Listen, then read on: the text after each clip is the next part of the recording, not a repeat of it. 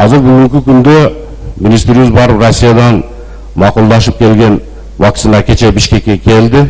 Бүгүн буюрса түштүк регионго ушул ооруга каршы вакциналар келет. Бүгүн эртеңден келип калса, биз райондорго бөлүштүрүп жерлерде ушул музойлордон баштайбыз.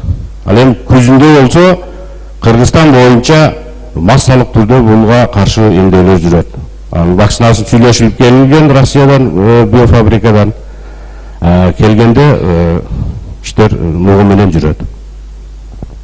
Жок, бул өзү барыңыздар билип атасыздар да, бул Майдан айыл өкмөтүдөн эмес, бул область боюнча азыр жайлоого чыккан малдар кайтып келип атат да, туурабы? Ошол мурда сиздерде дары камсыздалган эмес беле? Буга чейин Мамыржан Тойчуевич жана сөзүндө айтып өтүп кетти, суроо берүүчүбүз.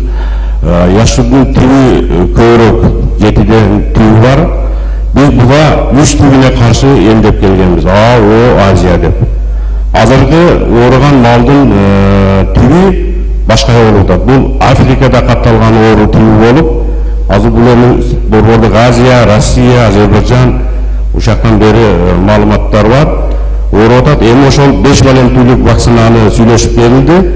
Кудай кааласа, муну эмдөөдөн өткөрө баштасак, бул нукка түшөт. Бул башка болуп атат. Мурда биз сайып жүргөн типке каршы эмес. Алар тип менен ооруган жок.